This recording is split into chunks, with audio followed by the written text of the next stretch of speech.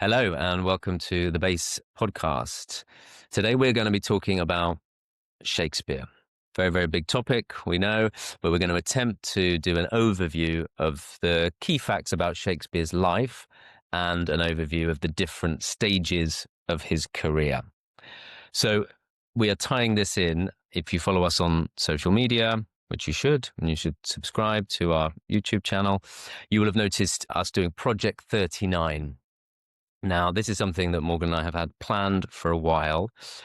It is an attempt, which we are doing, to record as high quality as we can a monologue from every single one of Shakespeare's plays.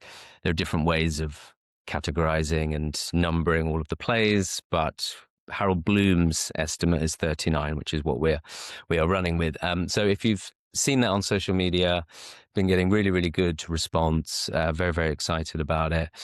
And we've just done the first batch. This is our way of sort of wrapping up the first batch.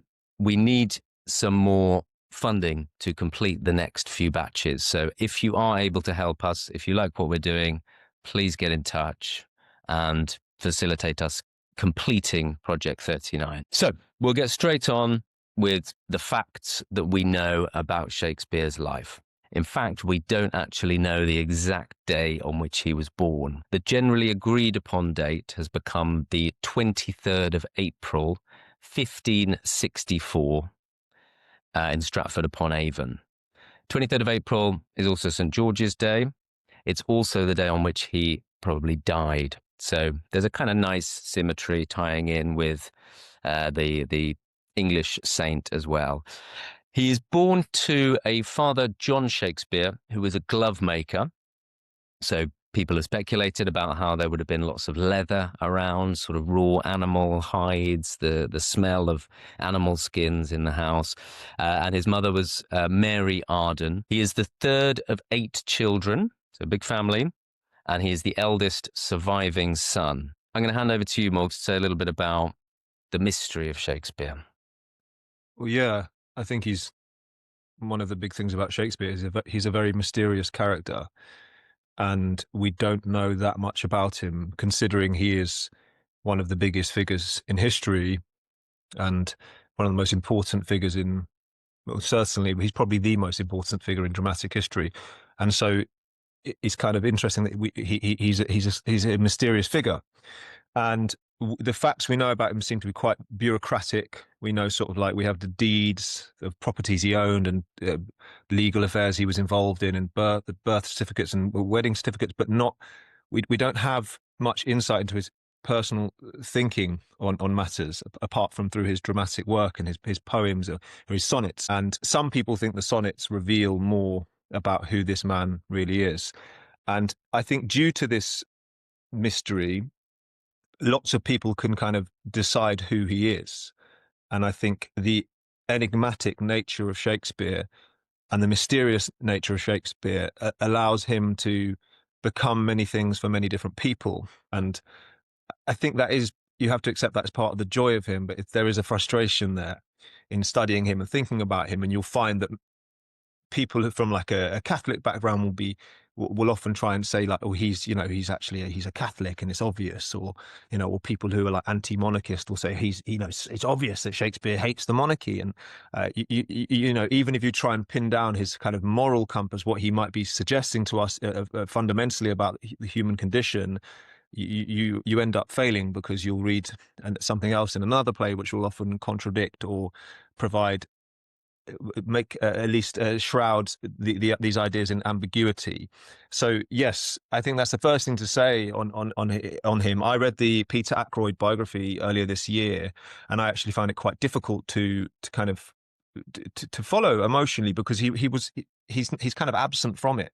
I could follow along through the different periods, and that's what Ackroyd does. He kind of takes you through these different phases of his life and what we do know about what was happening. But I struggled to emotionally connect to it as I was reading through it in the way that you do with other biographies, because of this mystery. And yes, it's quite difficult to talk about who this man is. And I think today what we're going to try and do is just work through some sort of fundamental ideas about him, his works, and his life. And yes, so I think what I'll just present to start with is what we know that he read. We know that he read Plutarch, and Plutarch is this Roman historian. I need to get this right because we've done a podcast on him, who writes these incredible histories of great figures from Rome and Greece. And so Shakespeare's Greek and Roman history plays will be based upon his readings of Plutarch. And we have a podcast on that with the fantastic Alex Petkus. So you can watch that if you want to learn more about Plutarch. And so we know that Shakespeare read Plutarch. We know that he read Metamorphoses by Ovid. And we know that he would have got his English history from the Anglo-Saxon Chronicles by Holinshead. And we also know that he read the philosopher Montaigne, a French philosopher who I actually haven't read. I listened to a podcast on recently, but those are we know these are sort of fundamental source texts for him. And yes, and in the Ackroyd book, he mentions that it's likely he would have had like touring medieval mystery plays, traveling theatre companies doing productions of medieval mystery plays. So he might have been influenced by some of those when he was younger. But yes, so that's it. Yeah, he's a mysterious figure, and I think that allows people to do a lot with his work, and for better and for worse, depending on your perspective. And so he would have been reading these texts, presumably at school, like he went to a grammar school, that we know. But I think a very, very important thing to mention straight up is that these are humble beginnings for somebody who will go on to be a great writer. At this time, it's much more likely that if you go on to work as a writer, you will be from a kind of aristocratic or high-born background. So he is kind of unusual about in that respect. That's led some people to speculate whether Shakespeare is really Shakespeare, whether this was a big sort of front for some kind of secret operation. We won't go too far down the rabbit hole of that. We're going to assume that there is a person called Shakespeare who wrote these plays. Later on, Ben Jonson, a contemporary playwright and a friend of his, will describe him as having a little Latin and less Greek. So again, this is a kind of comment from his contemporaries on the fact that he is not as well educated as them. And then there's another contemporary playwright called Robert Greene, who describes him as an upstart crow, beautified with our feathers. So there's a bit of snobbery, there seems to be, from his contemporaries towards him. We don't know how he took that. We don't know if he had like a chip on his shoulder from not being aristocratic. Who the hell knows? We do know that he married at age 18, quite young, but not particularly unusual. He married a woman called Anne Hathaway from Stratford, and she was 26, so she was a little bit older. They have a daughter, Susanna, almost immediately after they get married, and then they have twins a little bit later, who are called Hamlet and Judith, and they have those in 1585. And so we know that he goes to London, leaves Stratford, and he starts to work as an actor. People think he will continue to work as an actor, and obviously as a playwright. We know that he starts to write history and comedy plays. There's the Henry VI plays, of which there are 3. There's Richard III, famous kind of history play. There's Titus Andronicus, which is like a Roman sort of history play. And these are kind of, possibly some of these are tragedies as well. But he seems to be making a name for himself with these very gory, bombastic pieces. Critics would say that he was competing at the time with the playwright Christopher Marlowe, who's another contemporary of his, who would have been much more famous in these early years than Shakespeare. And Marlowe was known for kind of gory, bloody, bombastic theatre, Dr. Faustus, Tamburlaine, The Jew of Malta, like really kind of gory, not particularly introspective, like action-filled plays. They were probably friends as well during this early period. He has then a kind of run of early comedies. And this is sort of our first era. We have the Apprentice work with those early histories, and now we have this kind of run seems to find his feet in these early comedy plays.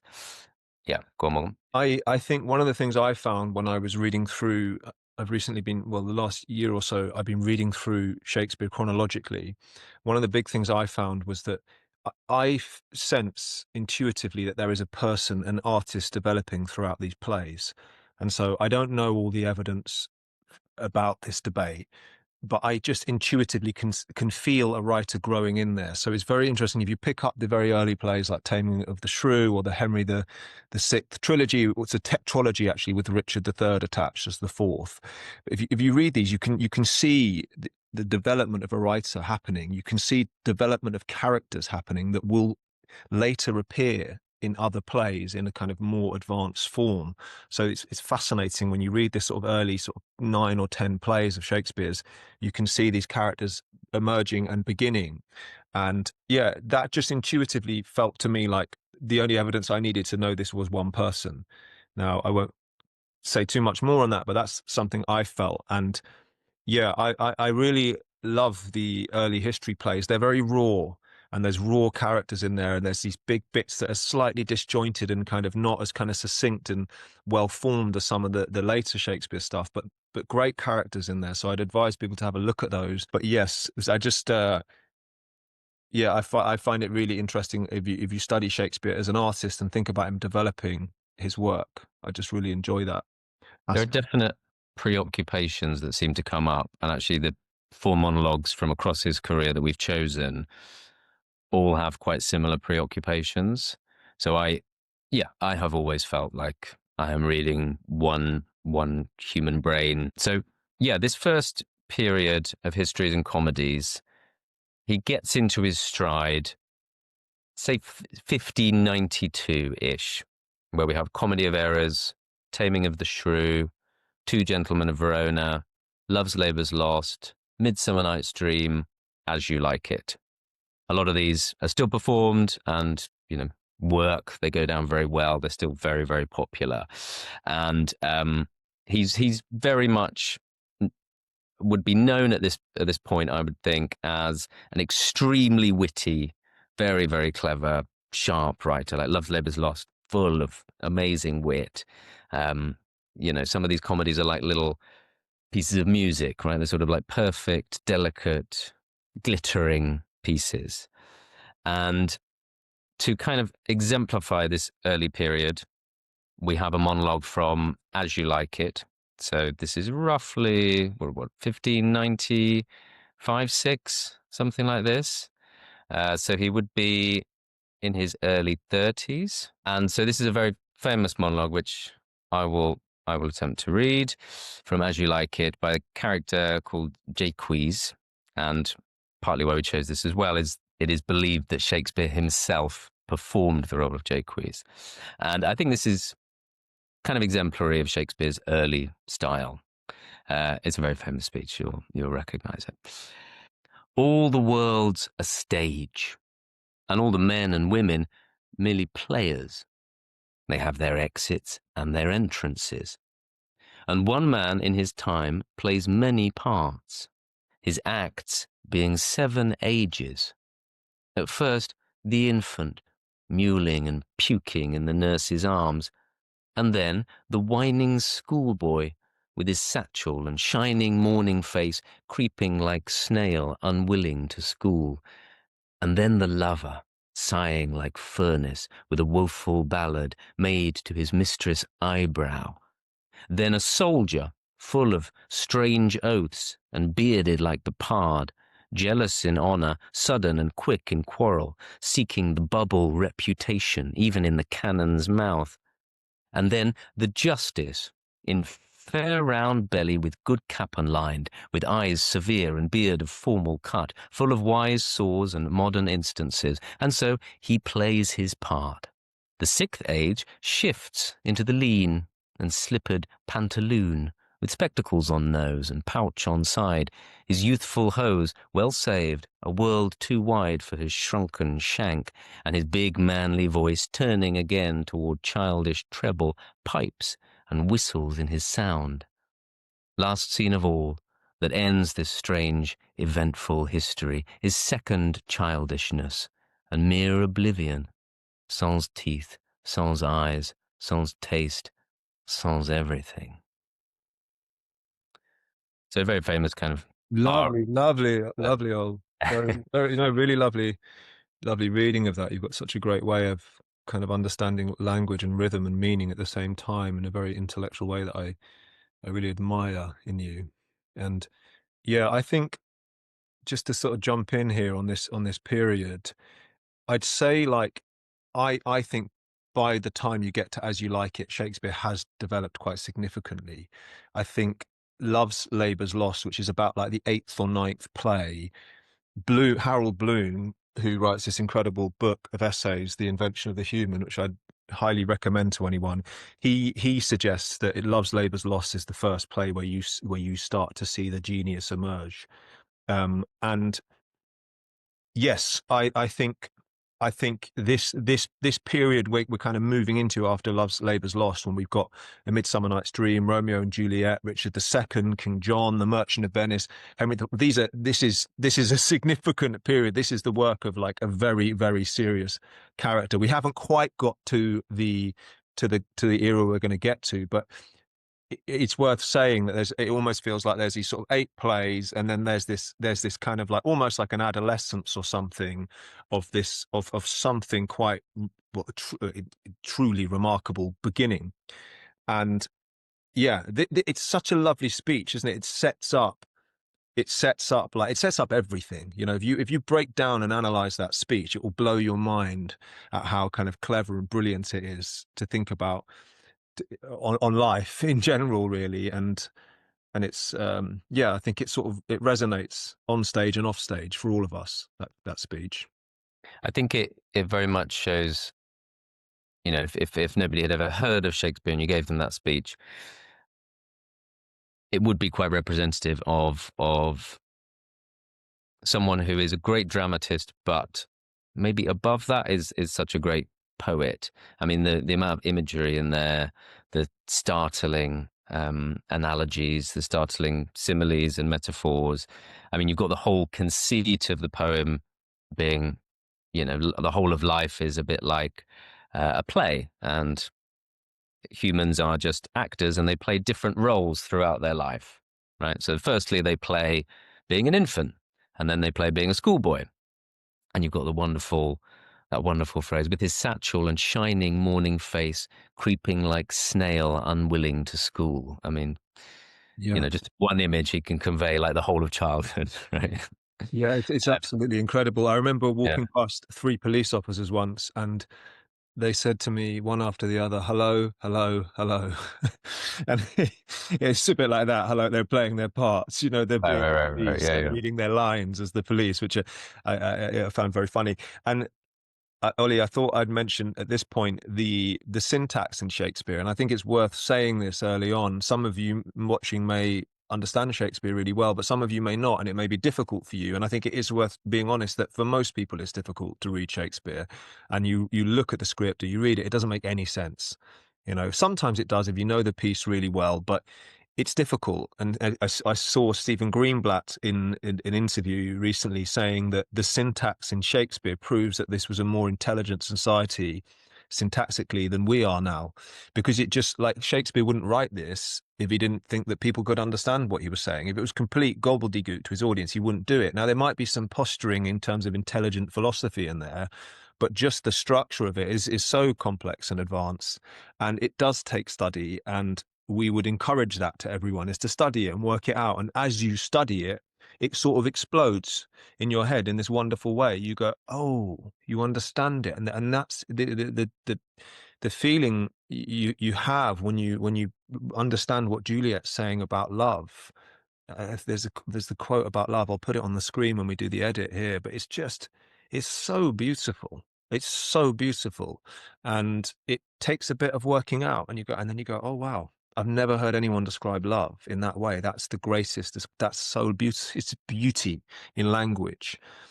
And I also think it's worth mentioning at this point that Shakespeare is writing at a time when they've just followed on from the Renaissance, the artistic Renaissance around Europe. So the ideas of Greece and Rome have flooded back in to Europe, and we're seeing it expressed in these incredible movements in the art world. And there's a sort of literary Renaissance in the 1500s, and Shakespeare's obviously, well, he's the key figure, really, I suppose, in all of that.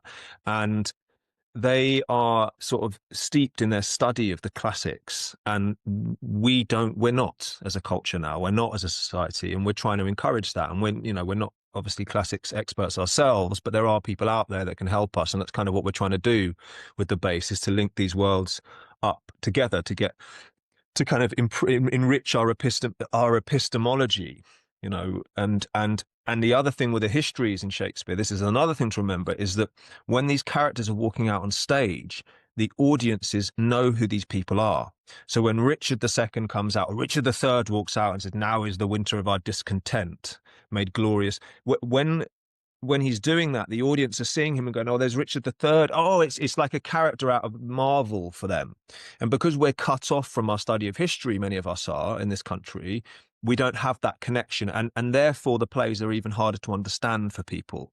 And I think if you want to kind of make them easier, you'll get some context on it. And like Romeo and Juliet's a good one to start with, and I often recommend this to students or people who just want to read a Shakespeare, because I think a lot of people know that story.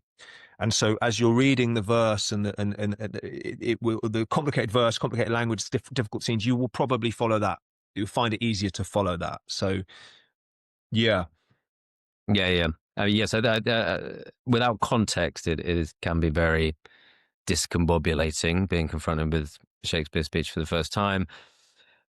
I mean, just to say, like, we don't have any evidence, and people believe that Shakespeare had not read the ancient Greeks, would not have read the ancient Greek dramatists, which is interesting because he does actually update and transform what they do with tragedy, but there's no evidence that he read them.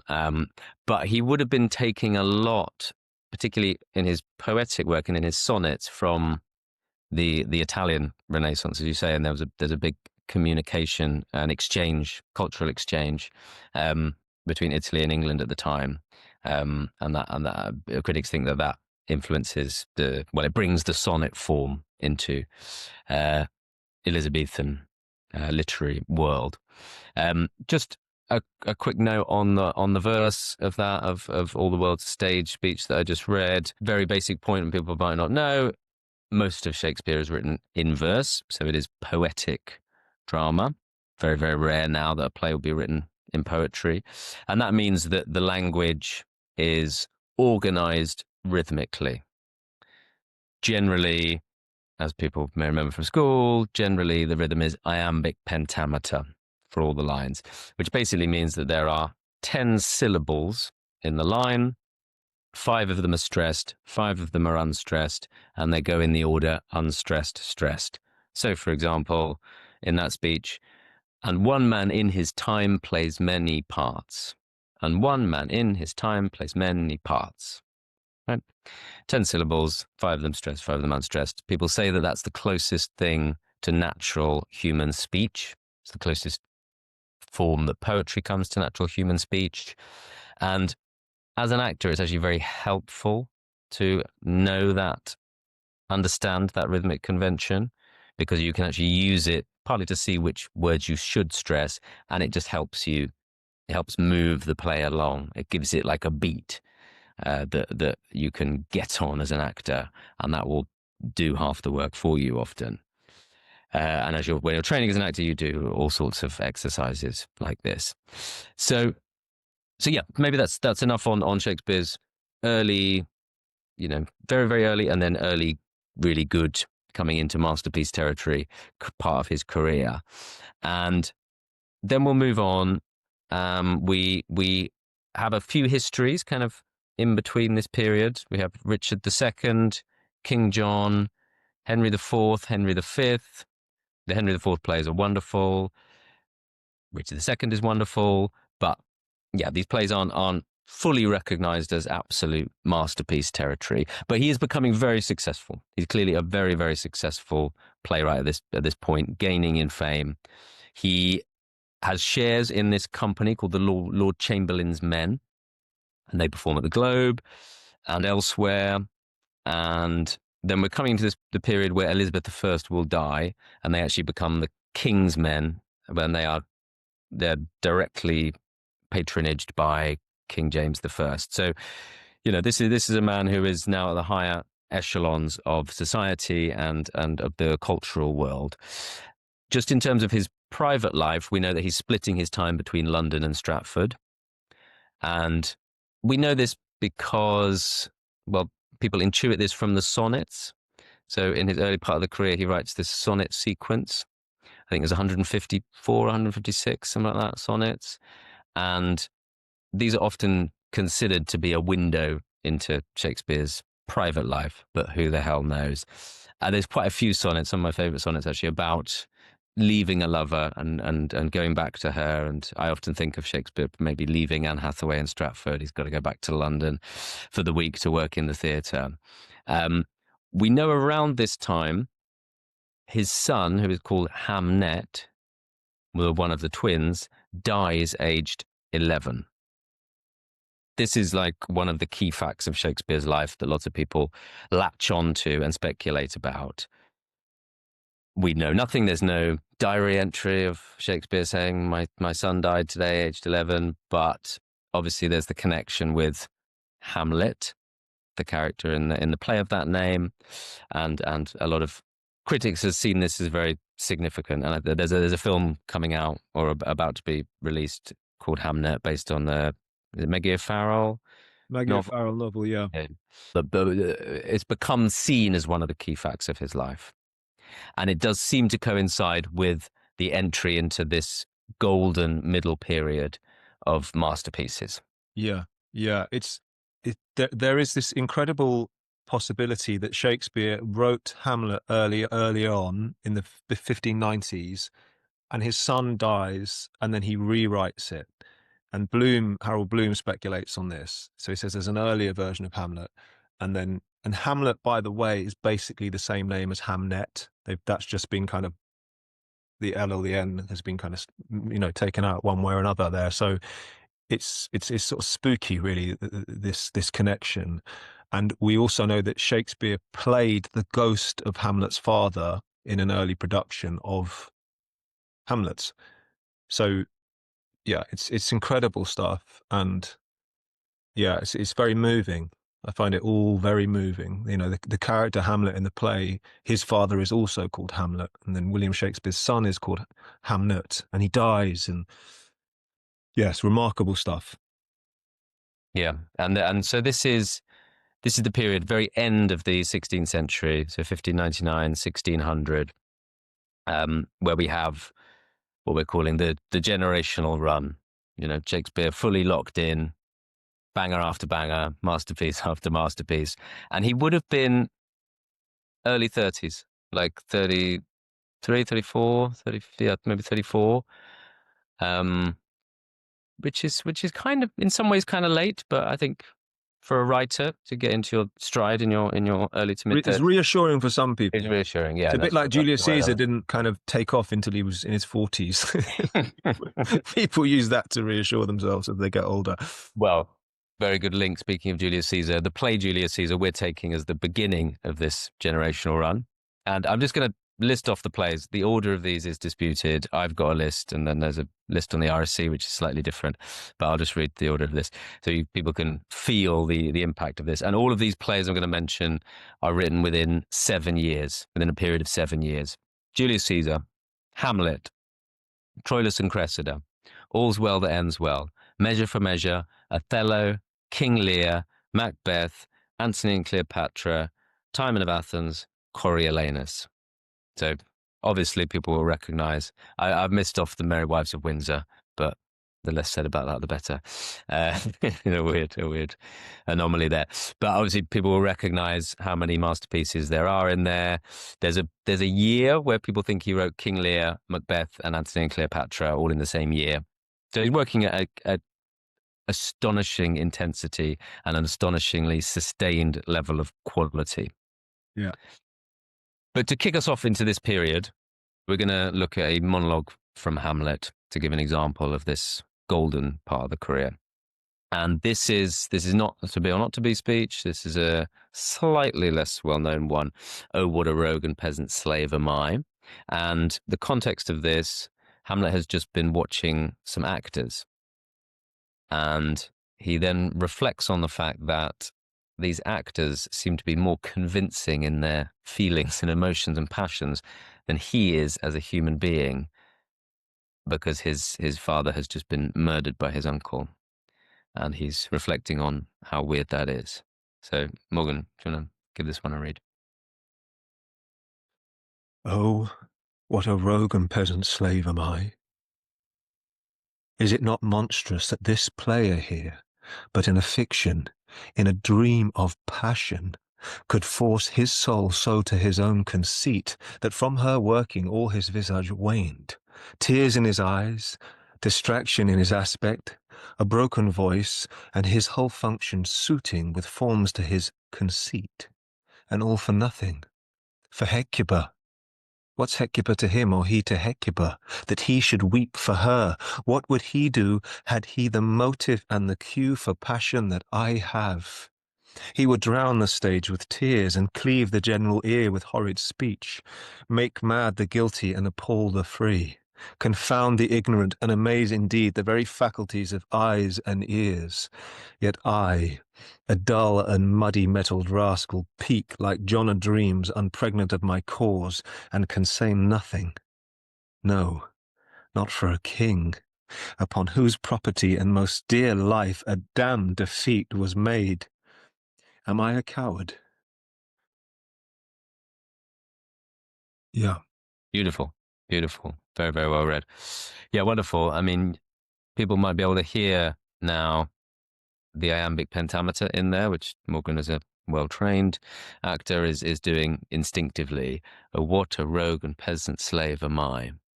One doesn't do it like that, right? But Morgan knows that that is the, what I call the like backbeat or the background rhythm of the line. And so he will naturally stress those lines that are stressed in the rhythm of the line. Oh, what a rogue and peasant slave am I. Yeah.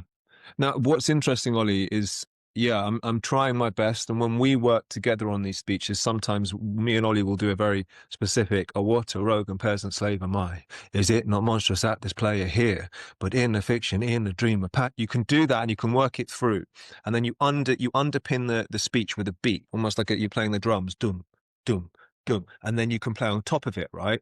Now, I actually found there a couple of times I dropped a beat, or I felt like it went, and I found myself having to sort of pick up the thought, and so it's a real challenge to the actor to get this right. And there are brilliant actors who will break the verse and do what they want with it, and so like art and like drama, it's different forms of expression, but it is there. The iambic pentameter is there, and I find if you let something go, you're kind of following on, trying to catch something after that. Yeah, yeah. No, as you say, there's lots of different schools of thought around this. Some people even would go as far as to say you have to give a slight pause at the end of the line. Right. I think it's called end stopping. Actors might ask, are we end stopping in this production, Mr. Director, sir? So even when the line carries on, so you get two lines there, could force his soul so to his own conceit that from her working all his visage wand. That's like, one clause going over two lines. Some actors would say that you should do it. Could force his soul so to his own conceit that from her working all his visage wand or waned, or whatever it is. Wonder waned, yeah. You see what I mean? So some people would say, well, no, Shakespeare has deliberately put that final word on the end of that line. He placed it very deliberately, and you have to like respect that and reflect that in the way that you say it. Yeah. And it is true that in poetry, the final word of a line is generally the most significant word, because it's like on the page, it's like the sort of white space to the right hand side of that word. That word is like echoing into that space, right? It just makes it more significant. It has more weight. So some people would say that you have to respect that. But there's it's open to interpretation. There's a fantastic series available on YouTube with this incredible old director called John Barton, and he is doing Shakespeare masterclasses with some of the best actors of the last 50 years, Judi Dench, Ian McKellen, Ben Kingsley, and they're sort of working through Shakespeare with him. So it's just an incredible resource to look at, and they talk about all this kind of stuff in there. And you'll find your way as actors, and there's different. It's hard for any of us to say, I think, in this to say that's exactly what good acting is. That's exactly what it should be. And you have these some acting teachers that say, no, that's bad acting, that's this and that's that. And okay, right, I don't know if it's as simple as that. And I think actors should be free and artists should be free. And we don't quite know what forms we need to create good drama. And so it's a never-ending debate, and I think one has to find their intuitive purity of expression some way, and I think we have to follow that instinct. And I think I know we're about to move on, Ollie, to another play, and just to kind of move into that is, I think what you're getting in Shakespeare, if you follow it really well, is incredible plot, incredible character. Sometimes maybe there's a couple of plot holes there and here and there, but incredible character. Harold Bloom says that this book is called The Invention of the Human. It's almost as if Shakespeare is creating characters that are bigger than humans were already. He's advancing the human journey through the creation of dramatic characters.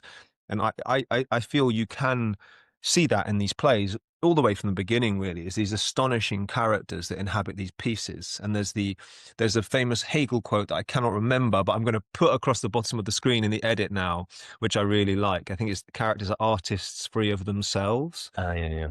And that's a lovely quote.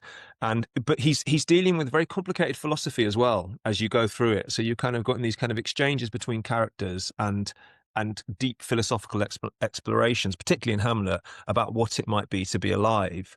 And through this sort of, as Ollie's called, a generational run, which sounds a tiny bit sort of like a slop term, doesn't it, really? But we'll use it.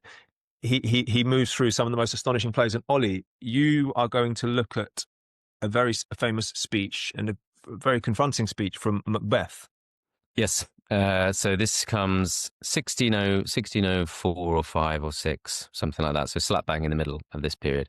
And it is, I mean, I would say we can see in this period, who knows what the hell is going on with Shakespeare's private life. The sonnets give some indication of a lot of sexual jealousy, some weird sexual stuff, frankly, but it's pure speculation. But I would say that there does seem to creep in to this period some real strains of like disgust, despair.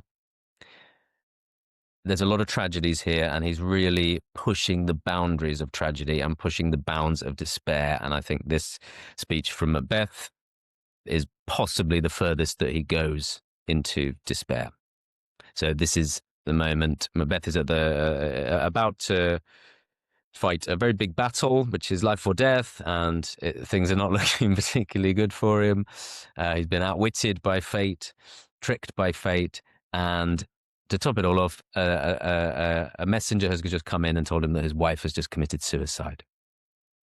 And Macbeth says, she should have died hereafter. There would have been a time for such a word.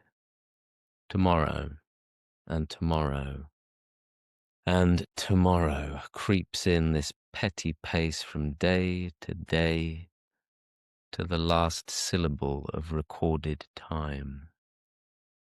And all our yesterdays have lighted fools the way to dusty death. Out, out, brief candle. Life's but a walking shadow, a poor player that struts and frets his hour upon the stage, and then is heard no more. It is a tale told by an idiot, full of sound and fury, signifying nothing. Yes, very nice, very nice. Oh, it's a haunting speech. It's very difficult to read and to see. I've seen actors do this in classes before, and as they're doing it when they finish, I want to get up and say, no, don't be so negative about everything. That's not It's that bad. His life is not that bad. It's interesting following it on from your earlier speech. Sans teeth, sans everything, or sans everything. It's almost like a much darker version of that conclusion. I used to live on Burbage Road in Brixton, near Brixton, for a brief period, and it's named after Richard Burbage, who was Shakespeare's leading man, and Shakespeare would write lots of his plays for this astonishing actor called Richard Burbage. And this speech is on the wall on Burbage Road, And I remember I wasn't in a particularly great space at that point, and I used to walk past it every day and see it and be like, "Oh, no, come on, man," something something. It's incredibly confronting, and I think it is worth mentioning at this point, Ollie, that Shakespeare is a very confusing philosopher in a quite a beautiful way, I'd say, is that he presents these positions and you think he thinks one thing in a play and then he will contradict it in another. So Hamlet is suffering from this inaction, this sort of lack of being a man of action, to be or not to be. It very famously says at the end, lose the name of action. And so this feeling, the kind of remedy to Hamlet's problems is to become a man of action, right? And then we think that's what he's saying. But then you see Macbeth, who becomes a man of action. He's very much a man of action, kind of almost forced into being a man of action through prophecy. And he takes action and it sends him mad.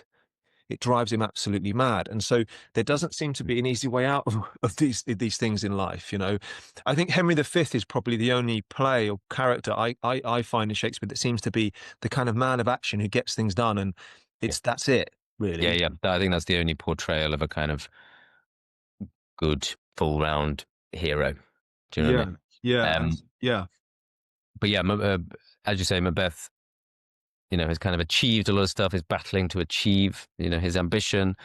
Um, kind of gets it, but then it's empty, and it's almost his final bit. He's going to have a big confrontation with Macduff, but this is him finding total meaninglessness in the world. Um, we've got these wonderful lines, tomorrow and tomorrow and tomorrow. So life just keeps coming in to just a meaningless succession of tomorrows, right? Then you got this beautiful alliteration, petty pace from day to day, which always makes me think of like, you know, the tick-tock of a clock or someone walking, dum, dum, dum. So it's just this meaningless, like walking, just time unfolding. And all our yesterdays, so everything that's happened in the past has just been fools living and dying, right? And then compares life to just a brief candle that can just be snuffed out like that, and then compares it to a walking shadow, very haunting. And this ties in with all of these monologues, compared to a poor player, so a not particularly good actor, who just struts and frets, ponces about on the stage for an hour, and then just goes off. There's no like meaning to it. And then the ultimate like meaningless image, life is just a tale, so a story told by an idiot, a story told by somebody who's severely mentally ill. You can imagine like trying to follow and listen, trying to make any fucking meaning out of a story being told to you by a complete idiot. It's full of sound and fury. So there's loads of stuff, loads of like emotion and information. It signifies nothing. It means absolutely nothing. So this is the like total flat despair that's been hinted at in other plays. And Lear obviously goes as far in this direction as Macbeth, I'd say. But yes, it is fascinating to me that Shakespeare, in this golden period, in the plays that we celebrate and remember and perform most often, is very often expressing total meaninglessness, pain, unfairness. There's not even any moral. Can we draw a moral from Macbeth? Maybe don't be ambitious, but that sounds a bit weak. Can we draw a moral from King Lear? Don't try and test your daughters. No, that's weak. There's no moral. It's just you're being confronted with impossible experiences that possibly make you only conclude that the world is meaningless. Yeah, it's really tricky, isn't it? And you think of like, you go back to Greek tragedy or Oedipus, and you think of these characters that are thrust into these tragedies, and they are there, and what do they do? How do they deal with them? And we feel kind of great empathy, and goes back to sort of Aristotelian ideas of like, you feel for the character, you feel pity for the character, and then you suddenly realize that that could be you, and then you kind of become the character, and that kind of relationship we have with tragic figures is part of.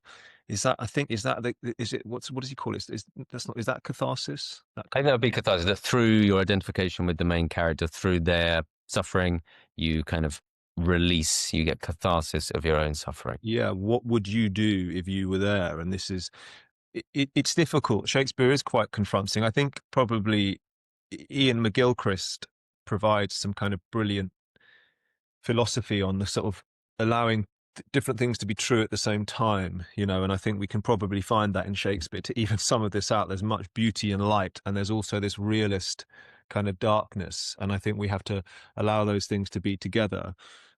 And this is a very thing I find very beautiful about Shakespeare's career. You know, it just has a sort of a weirdly perfect shape. Glittering early comedies, goes into this darkness of tragedy, and then in the final few years of his career, he like almost like goes through tragedy, goes through despair, and actually comes out the other side into these works, Pericles, Cymbeline, The Winter's Tale, The Tempest, that have elements of tragedy. They have a lot of pain and suffering, but ultimately they're almost like fairy tales, and they have happy endings, and they're set in kind of far off places. There's elements of magic or almost make believe or improbabilities in them. They're known as romances. So we might call these like tragicomedies, might even call it like magical realism now. There's a real shift in tone here, which I find very, yeah, I find very moving. Like he's been through tragedy, and towards the end of his life, not a particularly old man, but getting into his like late 40s, he writes these sort of beautiful plays. And they're some of my favourite, actually, particularly Winter's Yeah, Tale. that's a lovely point there, Ollie, actually. The sense of him, it's almost like this dark night of his soul in which he goes through. But yes, we're very lucky because in that dark night of his soul, perhaps he writes 10 of the greatest plays of all time. But yeah, that is a nice way of thinking about it. Yeah, you just reminded me. T.S. Eliot said that we actually have to consider Shakespeare as all one play. Ah.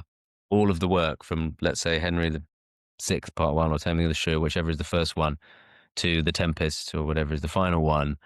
It's all just one work, and there is a kind of shape to it, which would support that argument, right? Yeah. So yeah, we're going to look at The Tempest, which is often considered his final work. We're going to look at monologue from this, which was actually performed as part of our Project 39 by our wonderful colleague Tim Faulkner. Prospero is often seen as an autobiographical figure, the magician, this incredibly skillful person, this old, wise, skillful magician who has actually decided he's going to forgive and he's going to retire from being a magician. He's gonna hang up his books, and people have seen this as Shakespeare's farewell to the stage. And it also contains another parallel with another metaphor of acting and life and the stage and the world. So Yeah. we're going to show We're this. going to watch this. We're going to put this up on the screen, so we're going to watch this together.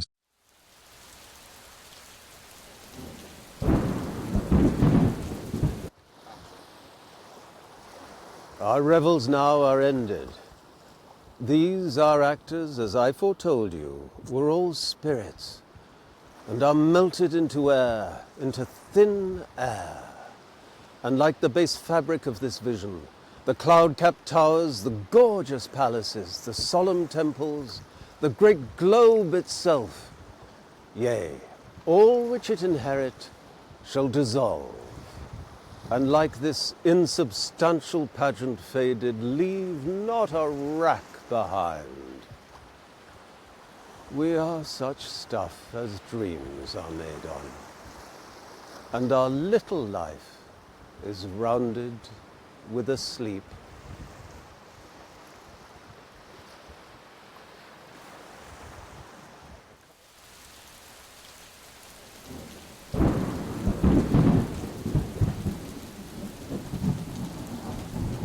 Beautiful, beautiful. So, yeah, I mean, it's a very beautiful passage. Again, comparing life to a performance of some kind, which for me is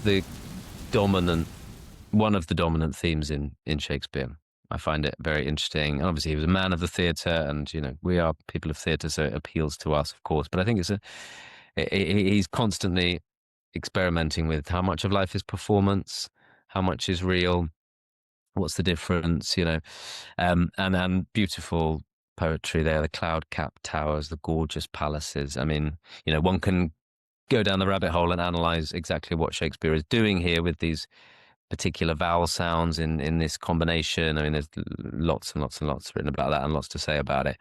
But after this, we know that Shakespeare seems to take a back seat from the stage. The kind of red hot part of his career is over. People think he moved back to Stratford, back with his wife and his two surviving daughters. There's a wonderful play by Edward Bond, who we mentioned in another podcast, a 20th century playwright, a wonderful play called Bingo, which is speculating about Shakespeare's final years, which is very, very, very interesting. And Bond is kind of wrestling with Shakespeare because Bond kind of wants Shakespeare to be a Marxist, and by all accounts, Shakespeare is not. Shakespeare is actually a very wealthy man. He's propertied. He has been a huge success. This is not a tale of unrecognized genius. He has achieved the highest heights that a playwright can achieve, and he makes a will. These are the pieces of bureaucratic evidence we have of his life that Morgan mentioned at the beginning. He makes a will a month before he dies, in which he says that he's in perfect health, in rude health, and it has some interesting features. He leaves his second best bed to his wife, Anne Hathaway, which some people have taken to be a bit of a slight, and as a weird, like, a weird thing to do to your wife. But then other people have suggested, well, this would be the marital bed, and therefore it'd have symbolic significance. Who knows? Some people think that he went out drinking with Ben Jonson and a couple of other mates from the theatre who would have maybe come to Stratford to visit him, and they had a bit of a heavy one, and he caught some kind of chill and died. Again, we don't know. But he dies, and he, at age 52, and so 1616, and it seems to be at the time that he's recognised as a great writer. And not long after that, I think 1623, you have the folio, the big official editions of his plays. Plays would have been published throughout his lifetime, but this is like a big collection. There's an introduction by Ben Jonson, and you can tell that he was recognised as a great figure. There's a statue, which I think you can still see in a church in Stratford where he's buried, which has a little bust of like Shakespeare, as an old man writing, and it's got a little placard that's kind of comparing him to Socrates, Virgil. So he's recognised for a tremendous figure. But he dies, his work is done, and then begins the huge, what is now hundreds of years legacy of Shakespeare, where we interpret, reinterpret his work, argue about him, try and take inspiration from him, and talk about him. Yeah, absolutely lovely. So, yeah, we wanted to sort of walk you through some of the kind of major periods of Shakespeare's work in his life, and that's it. There's a lot to cover. We could spend a long time, and we probably will at some point. We should do like a discussion on Hamlet, or get an expert on Hamlet at some point, or a Shakespearean scholar would be great. So reach out to us if you can enlighten us further on Shakespeare. Ollie, can I ask you a question? Go on. What advice would you give to people in 2025 when approaching Shakespeare? Very good question. I mean, in some ways, it's easier now. There are so many very accessible guides to Shakespeare plays. Even when I was at school and university, it didn't have the internet in those days. You'd have to like get a book out of the library that had a guide. But what I do now, if I'm reading a play that I'm not particularly familiar with, and it is hard, like reading Shakespeare is very, very hard and will probably be very alienating. I would get up a brief synopsis, an act by act, scene by scene synopsis that I can sort of test myself and refer to. So I might read that one, scene one. Okay, kind of got some gist to it. Some characters were talking to each other. Oh, okay, they were right. So Timon of Athens was talking to him. Okay, great. Maybe go back like that. I think that is a very useful like hack. Another thing, you can watch the productions online. There's lots of good productions on YouTube. I was watching Laurence Olivier's As You Like It the other day. You can like follow along with the text. That's a good way of absorbing it. Of course, seeing productions, a bit hit and miss, as we know. But yes, that would be my advice, and to not be freaked out by how alienating it is. It will unlock its secrets, like anything. If you listen to, anything for the first time, even like modern music, you kind of listen to a genre of music you haven't heard before. It's very alienating. You can't really make any sense of it. But as you get more familiarity, like it starts to unlock and reveal its charms. Yeah. I think, yeah, wise words there, man. I would say that I often find with people I work with, I will do Shakespeare with them and they might find it really difficult at first. But then when we move on to other work, we always feel like we want to come back to Shakespeare because everything feels a bit crap once you've had a go at Shakespeare.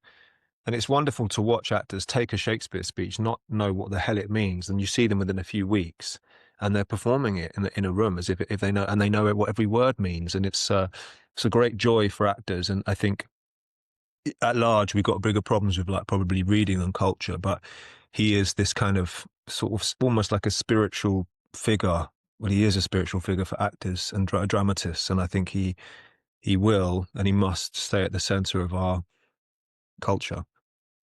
Yeah. So yes. So okay, well, we shall wrap it up there. Thank you very much, everyone, for listening. Please subscribe to our channel and follow our work wherever you can.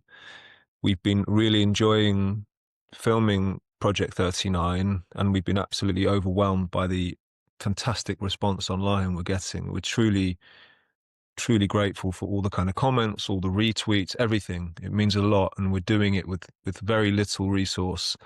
And yeah, so thank you for your support, anyone who's helped us. And as Ollie mentioned at the beginning, if you do want to get involved and you want to help us expand this project, please get in touch, because we need help, and we think we can do great things. We know we can do great things, and we are going to do great things. So why not join us on that journey? So yes, we are the base, and thank you very much for listening.